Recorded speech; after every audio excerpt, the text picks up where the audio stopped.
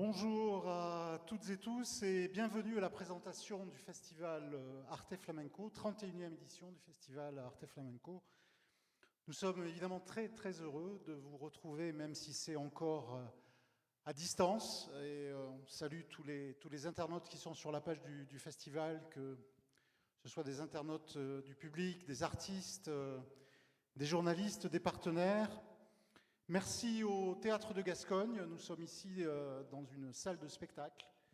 Et pour rien vous cacher, c'est un vrai bonheur. Merci au Théâtre de Gascogne et à son directeur Antoine Gariel. Je tiens aussi à saluer la présence de Xavier Fortinon, le président du Conseil départemental des Landes et président du festival Arte Flamenco, de Charles Daillot, le maire de Mont-de-Marsan et président de l'agglomération de Mont-de-Marsan, de Renaud Lagrave, le vice-président de la région Nouvelle-Aquitaine. Nous les retrouverons tout à l'heure. C'est évidemment une grande joie, je le disais, de se retrouver sur un plateau de théâtre, cet espace consacré aux artistes et aux techniciens. Il y en a quelques-uns autour de moi. C'est aussi une grande frustration, bien évidemment, que les artistes n'habitent pas encore cet espace-là, surtout face au public. Et pour tout vous dire, il n'y a pas de public ce soir dans la salle. Il y a quelques journalistes que je salue aussi et l'équipe d'organisation. Et bien évidemment, l'ensemble de l'équipe du festival exprime un vœu, c'est que très vite, on puisse assister de nouveau à cette rencontre entre les artistes et le public. En tout cas, l'équipe du festival a préparé l'édition 2021 pour que cette rencontre ait lieu à partir du 29 juin à Mont-de-Marsan jusqu'au 3 juillet, dans un format inédit, exceptionnel, qui tient compte de la situation sanitaire que nous vivons déjà depuis plusieurs mois. Ça fait pratiquement 2 ans qu'il n'y a pas eu de rencontre entre les artistes et le public d'Arte Flamenco, et nous sommes évidemment tous très impatients. Tout à l'heure, Sandrine Rabassa, la directrice artistique du festival, va présenter la programmation, cette programmation exceptionnelle avec 5 soirées en plein air, dans les arènes de Mont-de-Marsan, et c'est une grande première. Puis on vous parlera aussi d'autres surprises sur lesquelles nous sommes en train de travailler. Alors évidemment, les choses bougent beaucoup. Vous savez que le président de la République a donné une interview à la presse quotidienne régionale, dont il a déjà filtré quelques informations sur un calendrier de reprise des activités. Donc il faudra évidemment tenir compte de tout cela. Mais avant, je voudrais remercier toutes celles et ceux qui ont préparé ce festival dans des conditions évidemment difficiles, celles que l'on connaît. C'est complexe de travailler à la préparation d'un événement. Et si vous le permettez, pour les remercier, je vais les citer. Alors en général, on le fait à la fin, mais comme plus personne n'écoute, je vais le faire au début, parce que c'est véritablement important. Donc je voudrais d'abord citer François Boidron, le directeur de la culture et du patrimoine du conseil départemental, avec qui j'assume la direction de ce festival et qui est malheureusement absent ce soir. Il est empêché par un événement familial et on tient bien évidemment à lui adresser toute notre amitié, notre sympathie. Sandrine Rabassa, notre directrice artistique, elle me rejoindra tout à l'heure sur scène pour présenter donc cette programmation. Peggy Delry, notre administratrice, Axel Clé, notre régisseur, et j'en profite pour saluer l'ensemble des équipes techniques, les techniciens qui sont présents au théâtre de Gascogne pour cette présentation, Cédric, Simon, David, Christophe et Vincent. Et puis, voilà, je voudrais remercier Monique Dechambre, Alexandra Laroukis, Paola Vernier, Claire Lacombe, Geneviève Tailleur, Raphaël Coutan-Ménard, Catherine Dutournier, Pascal Gréon-Lolhomme, Adeline Caïretz, Sonia Martinez, Mathilde Charon-Burnel, Olivier Morin, Sébastien Zambon, Dominique Racle, Léana Machefer, Charline Douan, Thierry Comette et ses équipes, Jérôme Lafitte. Bref, merci à toutes et tous d'être cette équipe formidable qui sera bien évidemment complétée au fur et à mesure que l'on va se rapprocher de ce 29 juin par des bénévoles, des techniciens et bien sûr des artistes en attendant le public. Arte Flamenco, c'est un établissement public, c'est un festival de service public avec un conseil d'administration qui est présidé, je le disais tout à l'heure, par Xavier Fortinon, le président du conseil départemental des Landes, et je l'invite à me rejoindre sur scène pour nous dire quelques mots. Xavier Fortinon, qui va arriver. Conseil d'administration qui a été créé il y a peu, l'établissement public, ça a permis de mieux structurer et d'assurer la pérennité de ce festival. Président Fortinon, vous avez la parole. Oui, bonsoir à toutes et à tous. Tout d'abord, comme vient de le dire Lionel Niesinski, on est vraiment dans un moment un petit peu particulier. Et comme me le disait en entrant le maire de Mont-de-Marsan, on est tous heureux de re-rentrer dans une salle de spectacle et dans un théâtre, parce que c'est encore là qu'on s'aperçoit le plus que ça nous manque particulièrement. Je tenais tout d'abord à remercier les membres du conseil d'administration donc de ce nouvel établissement public Arte Flamenco qui a été créé, et en particulier sa vice-présidente Rachel Durchetti, les membres du conseil d'administration qui sont élus avec nous au sein du conseil départemental, Charles Daillot donc, et les élus de la ville de Mont-de-Marsan et de l'agglomération, ainsi que les personnes qualifiées qui nous ont rejoints dans cet établissement public, les personnes d'Antonia Emanueli, Lucille Mézia, Serge Héroldi et Alain Bonte, qui nous font partager et leur expertise et surtout leur engagement pour ce festival. Je me joins tout à fait aux remerciements de Lionel Niesinski à l'ensemble de l'équipe qui prépare ce festival dans des conditions difficiles et particulièrement singulières surtout. Et c'est vrai que c'est un travail inédit, mais particulièrement minutieux et méticuleux, et on travaille sur un chemin de crête particulier parce qu'on ne sait jamais comment les choses vont se dérouler. C'est vrai que, comme c'était dit, ce n'est pas évident de s'imaginer qu'à partir du 29 juin, nous allons voir et écouter à nouveau du flamenco à Mont-de-Marsan. Mais après une longue interruption, nous voulons croire qu'il sera possible cet été de retourner au spectacle et de nous retrouver. Ce contexte sanitaire pèse sur nos vies quotidiennes, ça pèse particulièrement sur notre système de santé, sur des pans entiers de notre vie économique. Il pèse sur des métiers, ceux de la culture bien sûr, artistes, techniciens, administratifs. Il pèse aussi sur tous les spectateurs qui n'ont plus le droit d'accès aux œuvres et qui sont impatients de retourner au spectacle, au cinéma, au musée. Mais comme le président de la République l'a laissé entendre, c'est quand même un moment qui s'approche. Il pèse sur notre festival, mais aussi sur de nombreux festivals et manifestations culturelles dans les Landes.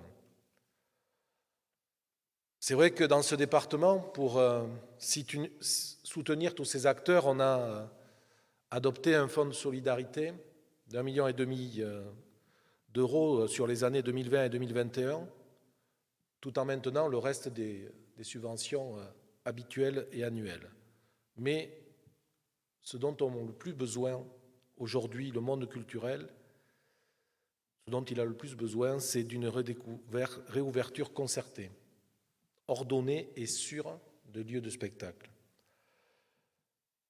C'est pour cela que j'avais écrit récemment à Madame la ministre de la Culture, lui demandant que dans les Landes, où le virus circule, mais de façon un petit peu moins forte qu'ailleurs, que des spectacles en plein air puissent être autorisés dès ce printemps, bien évidemment dans le respect des gestes barrières. Une demande d'expérimentation dans les arènes de Mont-de-Marsan a été formulée d'ailleurs par le Théâtre de Gascogne pour une date au mois de mai. J'espère qu'elle pourra aboutir. Dans ce contexte, les équipes du festival ont travaillé sur un format donc inédit en plein air, comme ça a été annoncé par Lionel, et qui vous sera présenté en détail tout à l'heure par Sandrine. Et nous sommes, selon l'expression consacrée, raisonnablement optimistes, même si l'horizon a l'air quand même de se dégager. Nous travaillons en étroite collaboration donc avec la ville de Mont-de-Marsan et la préfecture. Le travail est toujours en cours. Moi, je tenais à remercier particulièrement l'engagement de la ville qui est solidaire du département pour que ce festival ait lieu dans les meilleures conditions, en espérant que les cafetiers, restaurateurs, hébergeurs et l'ensemble des commerçants montois puissent bénéficier à plein des retombées de cet événement. Notre préoccupation, c'est que le cœur du festival batte à nouveau et que le public puisse venir à la rencontre des artistes dans les meilleures conditions de sécurité. C'est à la fois une question de responsabilité individuelle, mais aussi collective. Une responsabilité commune pour que vive donc ce festival Arte Flamenco. Je vais laisser maintenant, je pense, les autres intervenants me rejoindre ou me succéder d'une part, et avant surtout que Sandrine révèle, parce que je pense que c'est ça que vous attendez, quelles sont les têtes d'affiche et les spectacles de ce festival particulier qui va se passer dans un lieu particulier que sont donc les arènes et sur la place Saint-Roch. Donc je laisse les suivants me rejoindre, donc à bientôt. C'est bon, merci beaucoup Xavier Fortinon pour ces mots raisonnablement optimistes. Je crois qu'effectivement nous pouvons l'être. En tout cas, c'est ce que nous avons fait, c'est l'état d'esprit qui nous a animés lorsque nous avons préparé ce festival. Je vais vous en dire quelques mots. On ne va pas trop rentrer dans les détails de l'organisation logistique du festival parce que, comme vous l'avez appris, des nouvelles sont tombées aujourd'hui qui peuvent évidemment faire varier les choses dans le bon sens et dans un sens plus large. C'est en tout cas ce que l'on espère, notamment au niveau des jauges. Mais vous dire que nous avons imaginé ce festival, évidemment en nous basant par rapport aux informations qui étaient celles que connaissaient à l'époque, c'est-à-dire au mois de février, les acteurs de la culture, qui émanaient du ministère de la Culture et de la ministre elle-même, c'est-à-dire qu'il pourrait y avoir cet été des festivals en plein air, assis sur une jauge maximale de 5000 spectateurs. Là encore, les choses vont certainement évoluer après les annonces du président de la République. Mais nous avons travaillé sur cette hypothèse-là, qui était pour nous l'hypothèse basse, évidemment dans le respect des protocoles sanitaires, masques, distanciation, etc. Vous connaissez toute la panoplie nécessaire pour que nos publics puissent venir en toute sécurité. La gestion aussi des flux de spectateurs, les horaires et la circulation des publics, avec une interrogation évidemment liée au couvre-feu. Là aussi, de nouvelles informations sont tombées aujourd'hui. L'accompagnement des publics aussi, parce qu'il faut faire œuvre aussi de pédagogie. Xavier Fortinon parlait de responsabilité individuelle et aussi responsabilité collective, responsabilité commune. Et puis évidemment, surtout beaucoup de réactivité et de souplesse en fonction de l'évolution de la situation sanitaire. Et je voudrais à mon tour remercier d'abord la ville de Mont-de-Marsan qui nous a accompagnés sur ce chemin-là et qui a accepté de nous prêter les arènes où vont se dérouler 5 soirées assez exceptionnelles que Sandrine va nous présenter. On fait un peu durer le suspense parce que sinon ce serait pas amusant. Vous allez évidemment connaître les têtes d'affiche très vite. Ces arènes-là, nous avons prévu une jauge plancher, je dirais, de moins de 1000 spectateurs, avec une distanciation sur une place sur 3. Alors, organiser un spectacle de flamenco dans les arènes, cela n'a rien d'évident. D'habitude, nous sommes dans l'intimité d'un café cantante. Pour ceux qui connaissent le festival de Mont-de-Marsan, sous un marché couvert qui est transformé en salle de spectacle. Là, bien évidemment, pour des questions économiques, parce que ça compte. Il nous semblait difficile de pouvoir, avec les règles de distanciation, organiser de manière raisonnable le festival. Donc nous avons décidé de franchir le pas et de donc demander à la ville de Mont-de-Marsan de pouvoir nous prêter les arènes du Plumaçon, qui accueille d'ailleurs aussi, qui a accueilli des spectacles. Il y aura donc une grande scène qui fait près de 18 mètres, qui sera installée sur ce qu'on appelle le Roedo, c'est-à-dire au centre de l'arène. Et puis il y aura un parterre. On va essayer de recréer quand même une intimité à l'intérieur de ces arènes, avec évidemment un environnement très particulier, mais qui est aussi un environnement dramaturgique au niveau scénique, qui peut être aussi très très intéressant, et puis des places dans les gradins, avec une tarification évidemment adaptée. On a voulu aussi que pour ce retour au festival Arte Flamenco, un maximum de personnes puissent venir. Donc on a une tarification qui qui démarre à 5 € avec un prix maximum à 30 €. Donc on va essayer de faire en sorte qu'un maximum de personnes, là encore dans le respect évidemment des contraintes qui seront les nôtres à ce moment-là, puissent venir assister à ce spectacle. Donc c'est là où il y aura 5 soirées exceptionnelles, nous y reviendrons tout à l'heure. Et puis le festival Arte Flamenco, il bat effectivement avec le cœur de la ville. Il bat avec le cœur de la ville et nous souhaitons qu'il continue à battre avec le cœur de la ville. Et nous avons chaque année des propositions artistiques qui sont situées en cœur de ville et qui sont en connexion directe avec les cafetiers, les restaurateurs et les commerçants de Mont-de-Marsan, le public, les habitants, les touristes qui viennent dans la préfecture des Landes. Et donc nous sommes en train de travailler aussi à ces propositions, avec notamment pour nous une scène qui nous tient beaucoup à cœur, qui est la scène de la Bodega.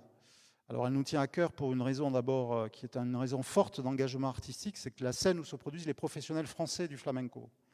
Ils sont de plus en plus nombreux, ils sont de grande qualité, ils méritent que l'on puisse leur donner les meilleures conditions d'expression artistique possibles. D'ailleurs, je les salue pour ceux qui nous suivent aujourd'hui et je tiens à leur dire au nom du festival qu'ils seront accueillis, qu'ils pourront se produire au festival Arte Flamenco cette année. On en dira un petit peu plus sur ce format-là au mois de juin, donc on va aussi un peu feuilletonner pour vous dire effectivement à quel endroit pourra se tenir cette bodega. Nous espérons qu'elle se tienne en centre-ville de Mont-de-Marsan et nous avons évidemment pensé à la place Saint-Roch, qui est une place emblématique, notamment avec l'ensemble des cafetiers qui s'y trouvent pour que l'on retrouve une vie sociale et forte et artistique à Mont-de-Marsan. Il y a aussi des stages que nous avons prévus, une dizaine de stages, un peu moins que d'habitude, avec des jauges un peu plus modestes. Mais bien évidemment, nous espérons que nous pourrons accueillir des stagiaires. Nous avons bon espoir de pouvoir les accueillir. La pratique aussi pendant ce festival est une tradition du festival Arte Flamenco et nous souhaitons la maintenir. Et puis il y aura aussi des scènes ouvertes avec des amateurs, avec des cartes blanches, des expressions libres. Mais on vous parlera tout ça un petit peu plus de ce volet-là au mois de juin. Et puis, il y a aussi un partenariat fort avec le musée d'Espiau-Vléric. Nous avons une exposition qui s'appelle Danse avec la Lune et qui a été, elle aussi, je dirais, interrompue avec la fermeture des musées et qui reprendra dès le 29 juin. Et pendant tout l'été, on pourra voir cette exposition qui est consacrée de manière générale à la danse, au corps, avec évidemment un volet consacré au flamenco, mais pas que. Une très très belle exposition, un bel engagement du musée d'Espiau-Vléric. Vous le voyez, beaucoup de propositions en connexion avec les structures culturelles et la ville de Mont-de-Marsan. C'est la raison pour laquelle je vais demander maintenant au maire de Mont-de-Marsan, Charles Daillot, président de l'agglomération de Mont-de-Marsan, de me rejoindre sur scène et de vous dire quelques mots sur son engagement et sa fidélité sans faille au festival Arte Flamenco. Charles Daillot. Merci. Bonjour à toutes et à tous, Monsieur le Président. Je salue aussi les internautes ou les professionnels et les personnes qui nous regardent à distance. C'est vrai qu'on est un petit peu seul ici, mais j'espère que vous êtes nombreux de l'autre côté de la caméra. Vous dire le plaisir que nous avons. On est très très heureux. Malgré les contraintes écrasantes qui sont liées à cette pandémie sur le monde culturel et sur toutes les animations que nous essayons d'organiser, nous sommes heureux de voir que ce festival flamenco, avec les équipes, je salue les équipes de Madame Rabaseda, qui ont beaucoup travaillé pour essayer de réinventer le format du festival Arte Flamenco pour le maintenir en 2021. Il n'avait pas eu lieu en 2020. En ce moment, dans le monde culturel et ailleurs, il faut faire preuve de beaucoup d'imagination, de créativité. Il faut se réinventer tous les 4 matins parce que la vérité sanitaire du jour n'est pas forcément celle du lendemain. Et je salue tous les acteurs, ici notamment aussi au Théâtre de Gascogne avec Antoine Gariel, qui ont dû jongler, faire preuve d'imagination pour essayer de faire vivre malgré tout la culture ici. C'est la première fois, c'est une première d'être ici, c'est la première fois que nous faisons cette présentation au Théâtre de Gascogne. C'est la scène conventionnée des Landes, qui est un établissement culturel qui est étroitement lié au flamenco et au festival. Pour s'adapter à des restrictions, et vous en avez parlé, en termes de jauge réduite et aux consignes sanitaires de distanciation, la ville de Mont-de-Marsan est heureuse de mettre à disposition gracieusement ces arènes du Plumasson, que vous avez baptisé le Plumasson, même les arènes deviennent espagnoles, pour accueillir cette nouvelle forme de manifestation. Et c'est vrai que le lien, alors plutôt au sud de l'Espagne, mais le lien entre la tauromachie et le flamenco, il existe. Il est évident et nous sommes très très fiers, Monsieur le Président, de pouvoir donner ce symbole que sont nos arènes du Plumasson et leur donner une place importante dans le retour des festivités. Le flamenco est une culture populaire, vous l'avez dit, et je me félicite que la tarification aussi, le format de ce festival puisse permettre au plus grand nombre de goûter à cet art. Alors, repartir, revivre, rêver de nouveau, c'est essentiel, et je pense que Arte Flamenco va nous permettre de le faire.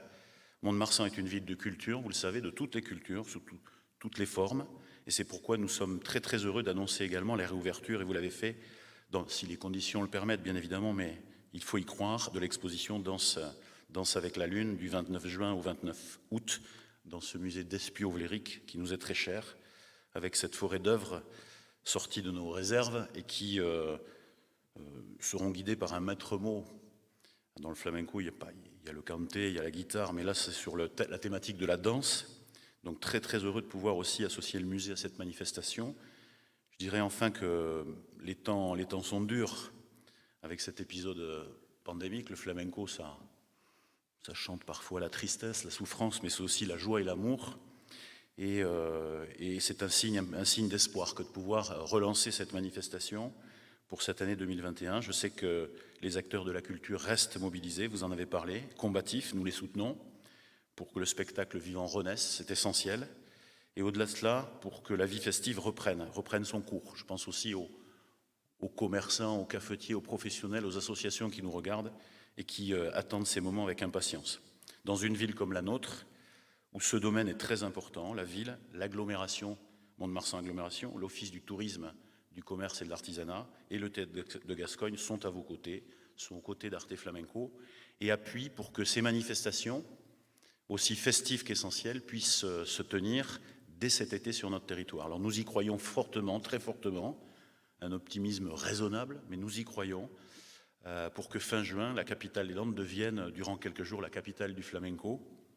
Beaucoup de choses nous manquent, nos terrasses, nos cafés, nos commerces, nos lieux de culture. Ce festival nous manque, et c'est une première prouesse que d'avoir pu monter ce format. C'est une fenêtre aussi vers un retour à la normale, à ce qui est essentiel. La culture est essentielle, le flamenco est essentiel. Et je terminerai en disant suerte, suerte para todos. Merci, monsieur le maire. J'étais sûr que vous alliez apprécier le clin d'œil pour le Plumasson. Donc, je vois que vous êtes bien réveillé et c'est formidable. Je crois que c'est Xavier Fortinon qui disait que c'était un festival de service public était important et Arte Flamenco est un festival de service public. Et à ce titre, il est important aussi de pouvoir citer l'ensemble des partenaires qui soutiennent le festival. Donc je vais tous les citer le plus rapidement possible, mais je vais tous les citer. D'abord, le festival est subventionné par le département des Landes, la ville de Mont-de-Marsan, Mont-de-Marsan agglomération, la région Nouvelle-Aquitaine, la direction régionale des affaires culturelles de Nouvelle-Aquitaine, la DRAC, donc le ministère de la Culture, la Junta de Andalusia. Il est soutenu par la Caisse des dépôts, Aliénor, Aqualand, Crédit agricole d'Aquitaine, Établissement Leclerc, Grand Moon. Il bénéficie de la participation des médias régionaux et locaux, Sud-Ouest, France Bleu Gascogne, France 3 Nouvelle-Aquitaine, Radio MDM, Aki.fr. Il y a aussi des partenaires, ils sont nombreux, le Théâtre de Gascogne, le Comité départemental du tourisme, l'Office de tourisme, du commerce et de l'artisanat de Mont-de-Marsan, agglomération, l'École de musique de danse des Arènes, l'AMAC, Café Musique, Caractère, Librairie Café Social Club, la librairie Bulle d'encre, le Cercle des citoyens, le musée d'Espiau-Vléric, le Centre d'art contemporain Raymond Farbos. Nous remercions évidemment aussi tous les bénévoles, les associations, les commerçants, les offices du tourisme des Landes qui contribuent à la diffusion de ce festival. Subventionné, le festival est depuis très longtemps soutenu par la région Nouvelle-Aquitaine. Et je vais demander à Renaud Lagrave, son vice-président, de nous rejoindre. La région Nouvelle-Aquitaine qui évidemment soutient de nombreux festivals dans notre région élargie et qui a un rôle effectivement important en cette période à jouer auprès du monde culturel. Bonsoir à toutes et à tous et merci Lionel, bonsoir à monsieur le maire et monsieur le président du département. Je voudrais m'associer à tous les remerciements auprès de tous les partenaires du festival et puis je ne sais pas si elle est derrière son écran, mais saluer évidemment Antonia Emanueli qui, je ne sais pas si elle suit à distance ou à d'ici, parce que quand on parle festival flamenco, c'est évidemment, pour moi, c'est quelqu'un de très important depuis tout début de ce festival. Moi, quand je suis venu ici, je me suis dit, je vais prendre ma première piqûre. Parce que je suis en manque, pour être très clair, en manque de flamenco, en manque de manzanilla, en manque de jambon, de tortilla et autres, et en manque d'Andalousie, et comme l'a dit Charles Daillot tout à l'heure, aussi en manque un petit peu de taureau de campo, quoi. Quelque chose qui... Et je me suis dit, je vais prendre ma première piqûre, parce que si j'ai bien compris, ça démarre dans 2 mois, donc le temps de prendre la première piqûre aujourd'hui, on aura le rappel, donc le 29 juin, c'est une très bonne nouvelle. Enfin. C'est vrai que quand on rentre dans ce théâtre ce soir pour faire cette présentation, déjà, on voit des sièges, on voit une scène, on voit des gens qui travaillent, et ça fait grand plaisir dans un lieu culturel, parce que c'est vrai que ces derniers mois ont été compliqués pour tout le monde, beaucoup plus compliqués pour ce qu'on appelle les gens de la première ligne, celles et ceux qui travaillent dans les hôpitaux et qui nous ont soignés les uns et les autres, beaucoup plus compliqués pour plein d'autres métiers, mais très compliqués pour le monde culturel, parce que tout simplement... il y avait marqué dans un certain nombre de discours et puis, je dirais, dans le débat public, qu'il y avait plein de choses qui n'étaient pas essentielles. Et à un moment donné, je crois qu'on a été nombreux à s'étonner que la culture n'était pas essentielle. Je me rappelle qu'il y avait eu un vaste débat pour dire « faut-il rouvrir les librairies, les médiathèques ?» Écoutez, si la lecture n'était pas essentielle, je ne sais pas comment aujourd'hui on serait encore en République, au pays des droits de l'homme, sans que nos anciens aient pris le goût de la lecture et qui nous l'aient inculqué d'ailleurs, et que grâce à ça, on se soit ouvert vers les autres, vers la culture et finalement vers le monde. Et rouvrir un festival, rouvrir un lieu de culture, pour moi, c'était complètement essentiel. Et l'essentiel est là ce soir, c'est-à-dire que d'une part, on est dans un théâtre, et d'autre part, on va parler enfin de flamenco et d'un festival. C'est, comme tu l'as dit Lionel, le 31e, et on en a zappé un. Et c'est vrai que 2 même, pardon Sandrine, on en a zappé 2. Ça fait toujours bizarre parce que moi, quand je suis arrivé dans ce département, la première chose à laquelle j'ai été convié par Henri Manueli et Antonia, c'était le festival flamenco. Et j'avoue qu'arrivant de la capitale, ça vous met dans le bain tout de suite. 10 jours après, il y avait une corrida, donc quand vous ne connaissez pas. Et j'avoue que j'ai accroché immédiatement, ce qui fait que d'ailleurs que j'ai fait pas mal de voyages en Andalousie, c'est pour ça que ça me manque, pour aller voir ces spectacles qui sont pour moi assez extraordinaires. Et j'avoue que la région, quand je me suis retrouvé à la région, c'était tout naturellement que j'ai défendu, je ne sais pas comment il faut dire, en tout cas participé avec d'autres d'ailleurs, à faire en sorte que non seulement on continue les investissements, mais qu'on puisse même d'ailleurs les amplifier ces dernières années. C'est tant mieux parce que la culture est très souvent attaquée, notamment à la région d'ailleurs, par beaucoup d'élus qui pensent que par exemple la programmation qui va être présentée par Sandrine n'est pas assez bien à leurs yeux, comme s'ils y connaissaient quelque chose. Mais la vérité, c'est qu'on se doit, en tant que collectivité territoriale, de tout simplement soutenir les artistes, soutenir les festivals, soutenir toutes celles et ceux qui travaillent autour de ces festivals. Et c'est pour ça que la région, nous avons maintenu, malgré tout, contre vents et marées, ces 2 dernières années, toutes les subventions, festival ou pas festival, spectacle ou pas spectacle, pour que le monde culturel puisse continuer. C'est modeste, hein, c'est finalement notre budget qu'on a dépensé malgré tout pour que, même s'il n'y avait pas l'exposition, même s'il n'y avait pas le festival, les groupes culturels, et puis la culture puisse continuer, puis toutes celles et ceux qui organisent, qui travaillent, et les troupes qui participent à tous ces spectacles puissent continuer, je dirais, à être aidés.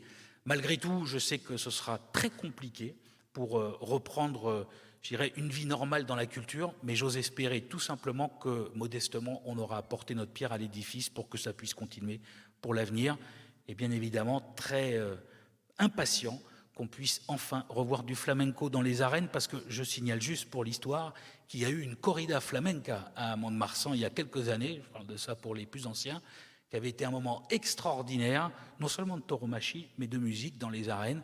Et comme je l'ai vécu, je serais encore plus heureux de retourner dans les arènes pour le flamenco. Merci beaucoup. Merci Renaud Lagrave. Et comme quand on aime, on ne compte pas, il s'agit bien du 32e festival, ma langue a fourché tout à l'heure. Voilà, on s'y perd un peu dans l'édition 32e qui aurait dû avoir lieu l'année dernière et qui aura donc lieu cette année. Sandrine Rabassa m'a rejoint. Sandrine. Bonsoir. Bonsoir. Très heureux de te retrouver. Enfin. Parce qu'enfin, on va penser à la chose la plus importante de cette soirée, qui est quand même la présentation de la programmation de ce donc 32e festival Arte Flamenco, avec 5 soirées exceptionnelles donc aux arènes du Plumasson, du Plumasson.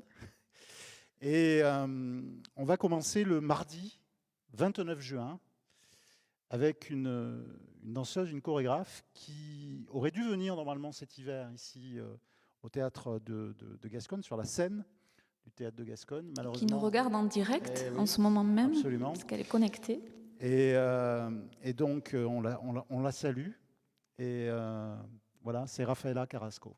Rafaela Carrasco, donc merveilleuse artiste qui va ouvrir cette 32e édition, chère à notre festival, chère à mon cœur aussi, car c'est une artiste et une amie, on peut dire ça aussi, d'une grâce infinie, d'une délicatesse infinie aussi, que j'ai connue, on va dire, à mes débuts d'expérience sur Arte Flamenco il y a maintenant 22 ans.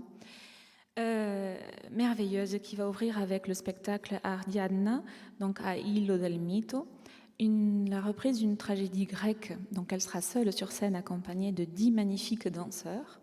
Un spectacle d'ouverture, on va dire, hors du commun et grandiose que nous attendons avec impatience.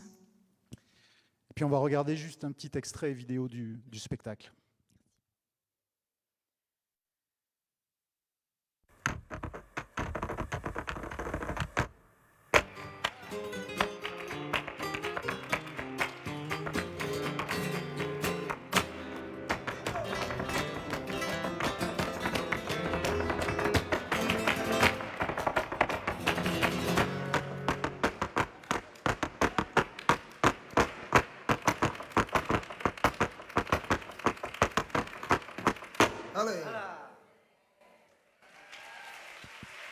Olé, comme on dit. Oui, olé, voilà. Donc ce sera le mardi 29 juin, Rafaela Carrasco qui fera l'ouverture du 32e festival. Le lendemain, mercredi 30 juin. Le lendemain, donc... Normalement, il ne devrait plus y avoir, d'après ce que j'ai compris, de couvre-feu. Enfin, voilà, donc mercredi 30 juin, le lendemain. La liberté. Oui, absolument. Le piano sera à l'honneur. Tout à fait. Le piano sera à l'honneur avec Pedro Ricardo Migno, l'enfant prodige, on va dire, du flamenco au piano, qui lui aussi est venu il y a 15 ans sur la scène d'Arte Flamenco, qui a raflé depuis de nombreux prix, des Giraldillo notamment, qui vient nous proposer donc un spectacle qu'il a donné à la Biennale de Séville à l'Alcazar, qui a remporté un succès exceptionnel, avec des critiques exceptionnelles, donc dans les jardins de l'Alcazar. Donc déjà en extérieur, il s'était déjà produit, donc un spectacle qui sera tout à fait, on va dire, dans son élément, dans nos arènes. Et comme artiste invité, pour ajouter, on va dire, de la grandeur à la grandeur, nous aurons la joie de retrouver Anabel Valencia, donc de la famille de notre cher aimé José Valencia, que nous ne présentons plus, donc de Lebrija, une grande famille de chanteurs de Lebrija, qui elle aussi était une étoile montante et sur laquelle nous avions parié, pari gagné, tenu, puisqu'elle est aujourd'hui une des artistes les plus en vue au niveau du chant et qui plus que jamais représente l'espoir de la femme au chant. Et un artiste aussi très cher au festival, El Choro, qui nous regarde aussi, et pour qui après, je dirais pour les artistes en espagnol, si vous permettez un petit mot, puisqu'ils nous suivent donc en français, donc je parlerai ensuite en espagnol pour eux. El Choro, qui va nous amener son grain de sel, de poivre, de piment, et relever, on va dire, le défi de mettre le feu à ces arènes, qu'on pourrait aussi dire les arènes Arte Flamenco, pourquoi pas, en tout cas pour cette 32e édition. Donc un spectacle musical, du chant, de la danse, toujours avec un état d'esprit de présenter sur notre festival un niveau d'excellence, de maîtrise et de virtuosité. On va regarder un petit extrait du spectacle de Pedro Ricardo Miño. Pour ceux qui ne le connaissent pas, il est venu il y a quelques années à Arte Flamenco.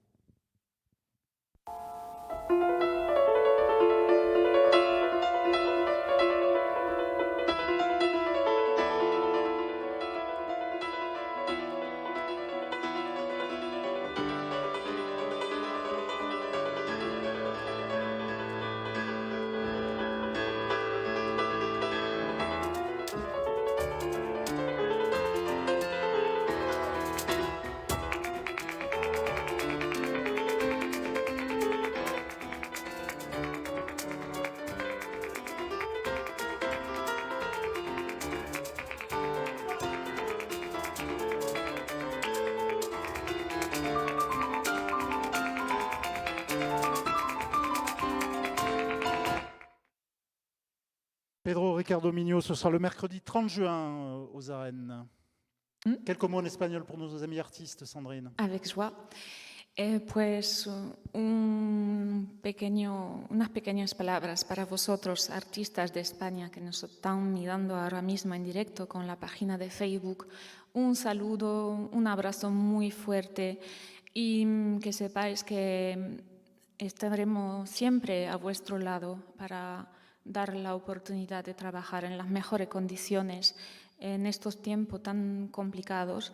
Quiero también pensar a los artistas que no han podido venir por los problemas que tenemos sanitarios y que se han cancelados, decir un saludo y que seguimos con nuestros proyectos y con los que vamos a tener este verano con nosotros.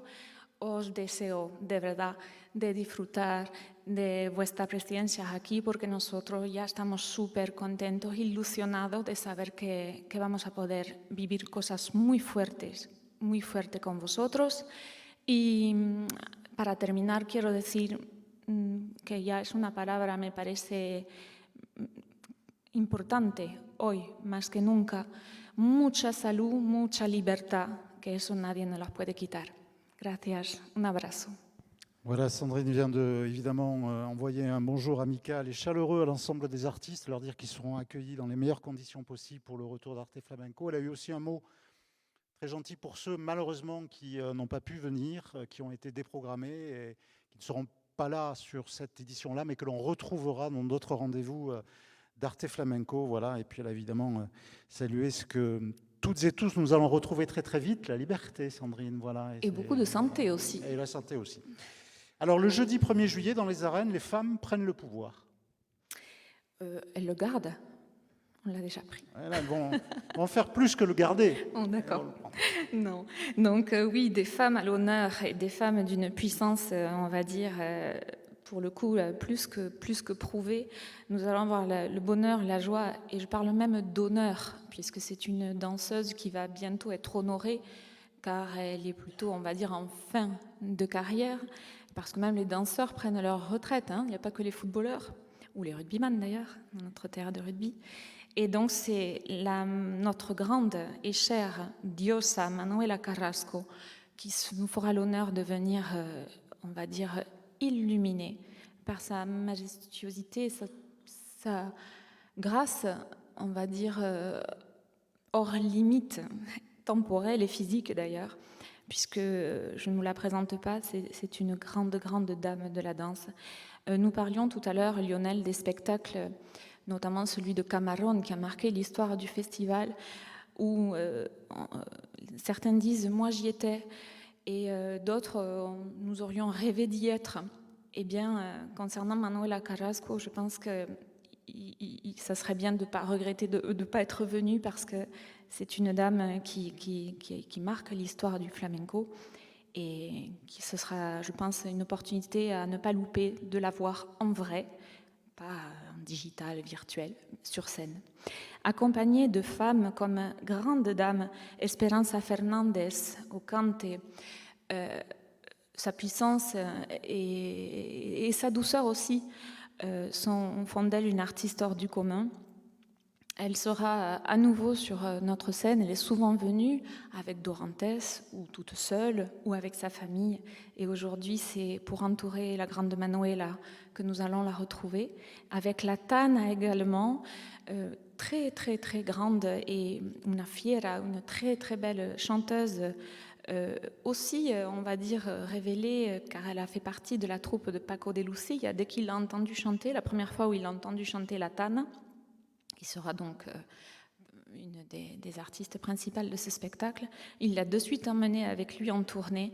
C'est une chanteuse qui prend, pour le coup, un espace incroyable et qui tient bien les rênes, comme on dit.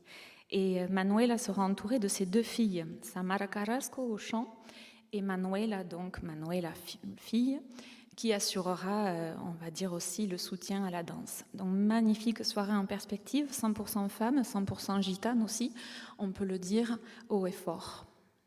On est très content d'avoir une soirée entièrement consacrée aux femmes et à ces très très belles artistes. Et puis Manuela Carrasco, bien évidemment, qui est quand même une grande figure et qu'on est très heureux d'accueillir à l'occasion de cette renaissance.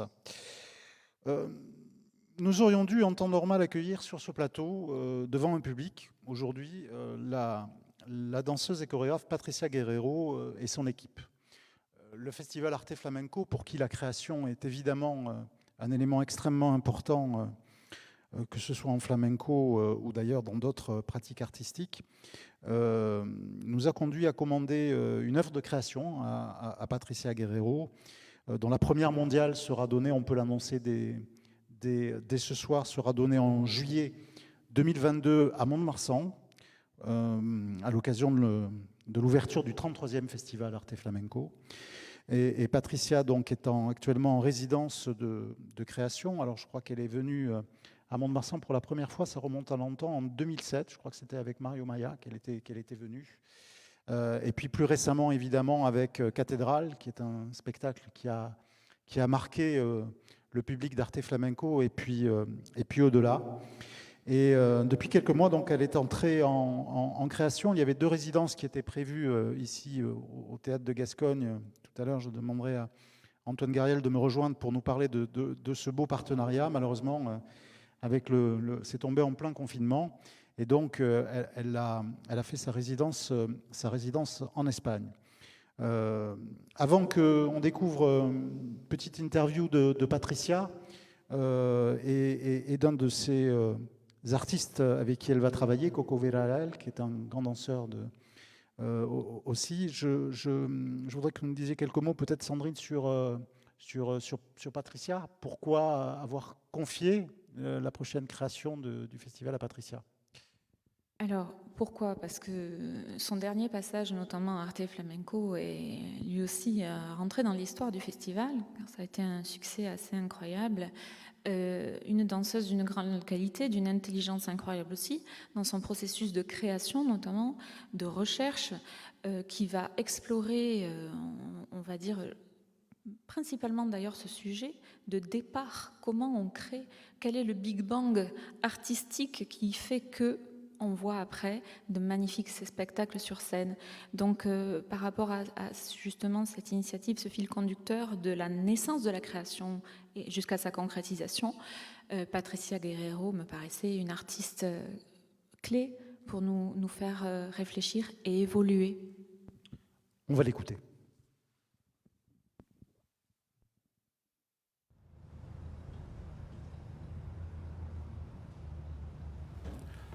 Estás en este momento en el inicio de una investigación y eso implica una parte de discreción y secreto, claro.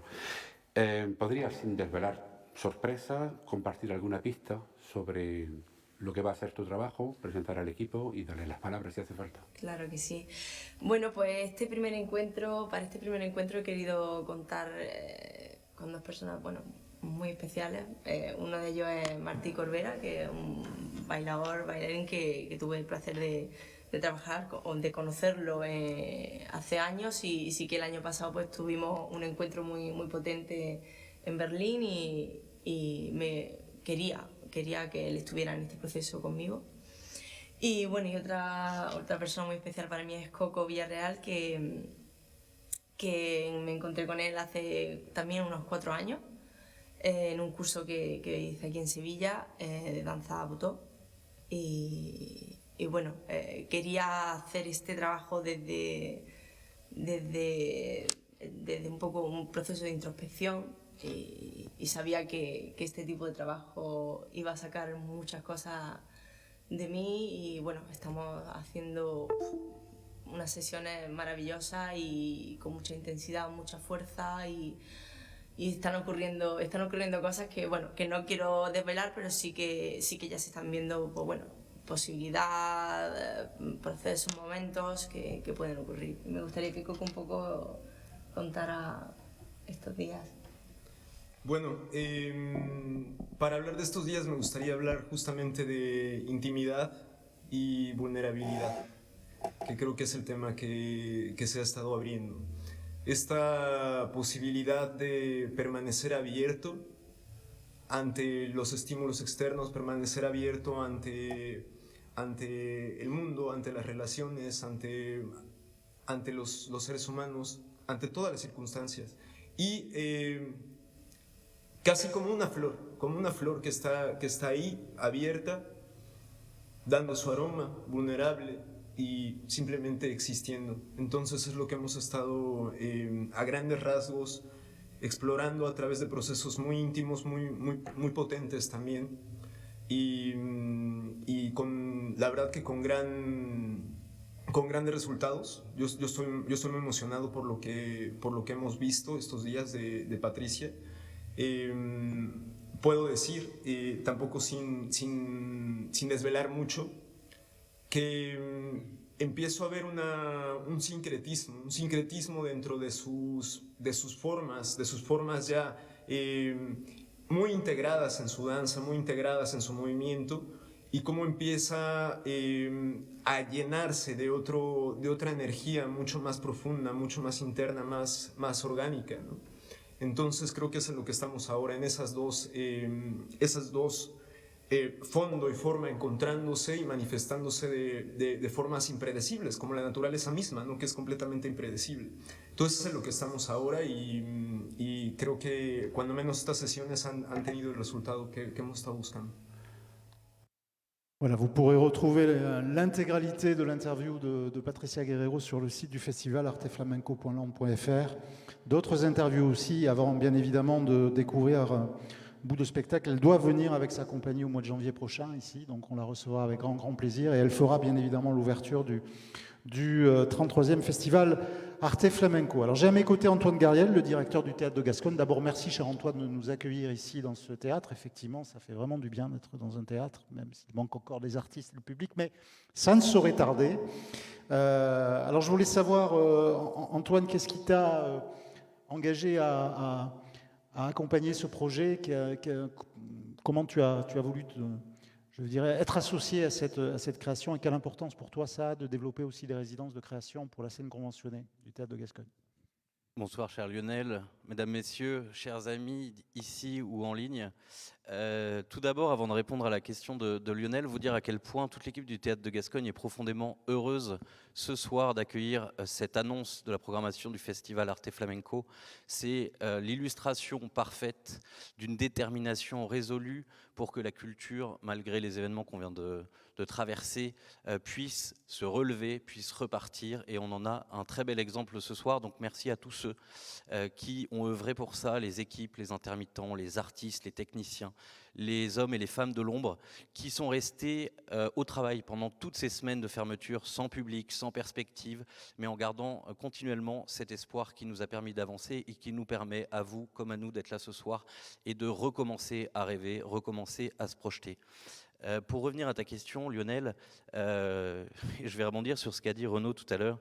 Je suis arrivé à Mont-de-Marsan effectivement aussi en juillet, il y a quelques années, et très vite je suis tombé dans l'univers du flamenco que je ne connaissais que très peu avant d'arriver ici, et j'en avais entendu parler, on m'a expliqué deux, trois clés de compréhension, on m'a parlé du duende, et le jour où j'ai ressenti cette émotion qui vous submerge, j'ai eu la conviction qu'on était face à un art extraordinaire qui méritait d'être connu, reconnu, promu, accompagné, et assez naturellement le Théâtre de Gascogne, une scène conventionnée, avait envie de participer, de prendre sa place dans cette belle organisation qu'est le festival. Je crois qu'on est face à une très belle illustration d'une intelligence culturelle collective. Chacun apporte ce qu'il a apporté à son niveau, avec ses moyens, pour permettre à ce territoire de Mont-de-Marsan, de l'agglomération et plus largement bien sûr le département des Landes et même au-delà, de vivre et d'accueillir un événement de cette ampleur-là. C'est d'autant plus frappant dans la période que nous traversons. Et une belle leçon de l'intérêt public de la culture. Le Théâtre de Gascogne, c'est une structure de diffusion qui est très mobilisée au service de la création. C'est un lieu ressource pour les artistes. Et d'ailleurs, je tiens à envoyer un petit message à Patricia Guerrero. On a manqué un rendez-vous à cause d'un petit virus, mais ce n'est que partie remise. Très bientôt, ce plateau sera pour toi et toute ton équipe pour que tu puisses continuer ton travail et bien sûr le présenter dans le cadre du prochain festival, enfin celui d'après, pour les spectateurs. C'est un vrai plaisir de travailler en collaboration comme ça avec les équipes du conseil départemental, maintenant l'établissement public administratif Arte Flamenco.